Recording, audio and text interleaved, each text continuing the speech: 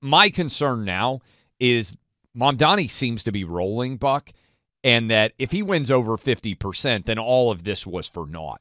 We have the biggest last minute, I think, change in the voting situation or in the endorsements around that. We have a Trump endorsement of, drumroll, Andrew Cuomo in the New York City mayor's race. This is something that now, Clay, you've been telling our beloved audience that you think that this is the right move. And there have been some New Yorkers who have been calling you from parts of South Brooklyn where they're very upset. They don't like this talk from Clay about voting for the commie or voting for Cuomo, only voting for Sliwa allowed. Clay does not like the prospects of Sliwa winning this, and so has made the Machiavellian decision to go in favor of a Cuomo as the lesser of two evils. And I do think two evils is the right way to describe those candidates. And we have a whole bunch of reaction to this. Clay, I want you to react. Well, first of all, Stephen Miller, who we know, a brilliant strategist and senior White House aide and friend of the show. This is Cut 7. Here he is saying, anti-Mamdani vote, go vote Cuomo. Play it. As far as New York is concerned, as you've talked about, as we've said, unfortunately, the anti-Mamdani vote is being split between Cuomo and Sliwa. And President Trump tonight put out a statement being clear that if you vote for Sliwa, who's polling at about a third of where Cuomo is, you're just throwing your vote away. The anti-Mamdani vote, which is really the pro-New York City vote, the pro-America vote, needs to unite behind the leading candidate, and that's Andrew Cuomo. Man, there you go. Is everybody going to be as angry at Trump and Stephen Miller for telling you on the day before the election what I have been telling you for weeks, which is Sliwa can't win.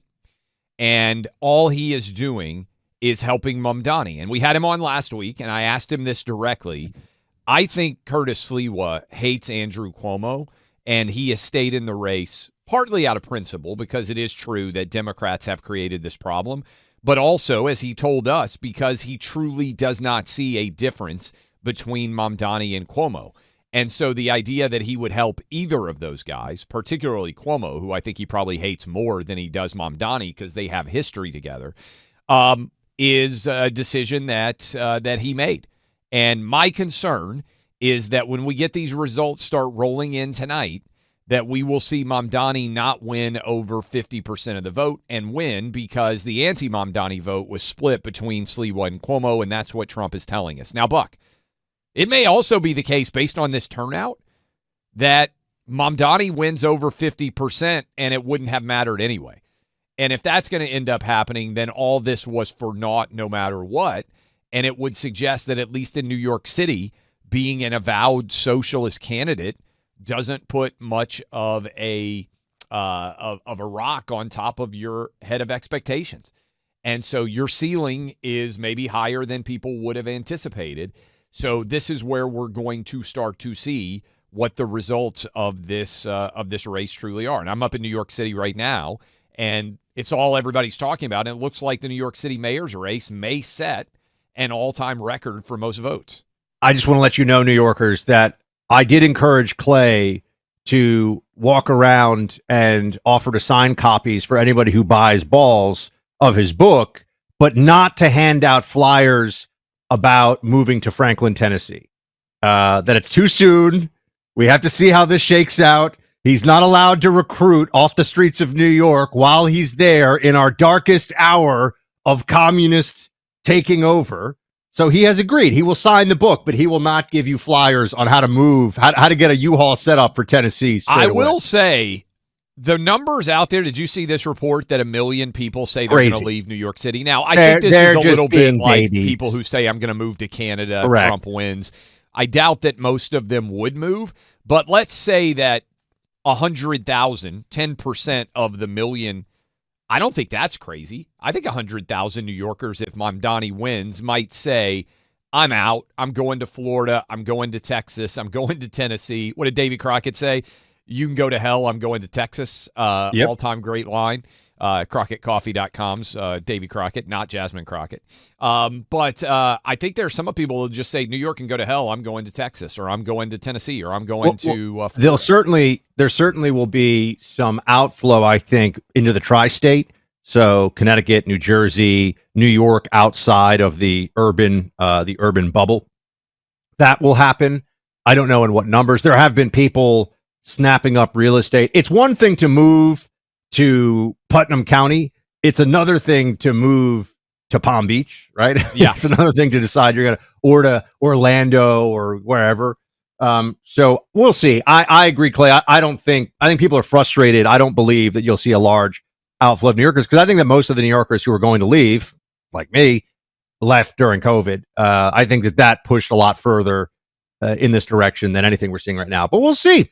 We'll see. The number of people that want to move versus who will move, that is an important distinction as well. I think a lot of people will want to move, but it's hard. You got family and everything else. But tell me this. Do you agree with this assessment of Van Jones this is cut 14, suggesting that the Cuomo endorsement by Trump could, given the political realities of New York, actually hurt Cuomo? Play 14. Look, I there must have been some kind of handshake deal between Mamdani and Trump for Trump to come out and endorse in New York City. A multifaceted endorsement and non-endorsement. I can't think of a worse thing to happen to Cuomo than for Donald Trump to come out last night in this town and say what he said. What do you think of that?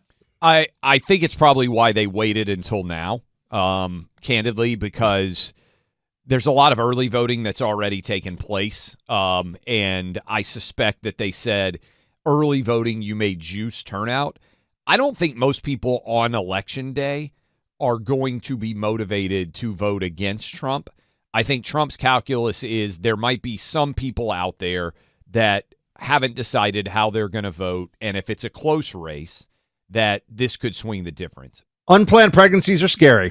When you're not planning something as huge as bringing another life into this world, there's often that quote-unquote easier choice that is being pushed on young women, sometimes even by their families or their own partner, and it can be a very tough moment. But that's why there are organizations that are out there right now, as I'm speaking to you, that are saving the lives of tiny babies.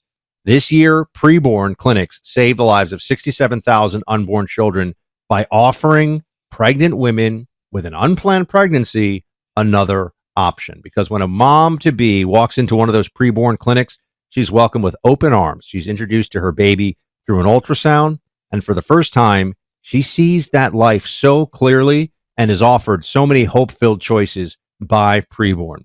And preborn will continue with her for up to 2 years after the birth of the baby, providing maternity clothes, diapers, counseling, and so much more.